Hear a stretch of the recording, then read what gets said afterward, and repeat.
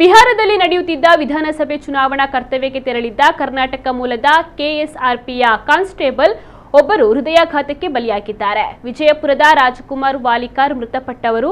ಕೆಎಸ್ಆರ್ಪಿಯ 4-5 ಪಡೆಗಳು ಕಳೆದ ದಿನಗಳ ಹಿಂದೆ ವಿಧಾನಸಭೆ ಚುನಾವಣಾ ನಿಮಿತ್ತ ಬಿಹಾರಕ್ಕೆ ಹೋಗಿದ್ದವು. ಮಂಗಳವಾರ ಕರ್ತವ್ಯದಲ್ಲಿದ್ದ ರಾಜಕುಮಾರ್ಗೆ ದಿಢೀರಾಗಿ ಎದೆನೋವು ಕಾಣಿಸಿಕೊಂಡಿದೆ. ಕುಸಿದು ಬಿದ್ದವರನ್ನ ಕಂಡು ತಕ್ಷಣ ಹತ್ತಿರದ ಆಸ್ಪತ್ರೆಗೆ ಸೇರಿಸಲಾಗಿತ್ತು. ಆದರೆ ರಾಜ್ಕುಮಾರ್ ಯಾವುದೇ ಚಿಕಿತ್ಸೆಗೆ ಸ್ಪಂದಿಸದೆ ಪ್ರಾಣ ಬಿಟ್ಟಿದ್ದಾರೆ. ಅವರ ಮೃತದೇಹವನ್ನ ವಿಶೇಷವಾದ ವಿಮಾನದಲ್ಲಿ ಬೆಂಗಳೂರಿಗೆ ತರಿಸಲಾಗಿತ್ತು. ಬಳಿಕ ವಿಜಯಪುರ ಬೂದಿಹಾಳ ಗ್ರಾಮಕ್ಕೆ ತಲುಪಿಸಲಾಯಿತು ಎಂದು ಕೆಎಸ್ಆರ್ಪಿಯ ಮೂಲಗಳಿಂದ ತಿಳಿದು ಬಂದಿದೆ.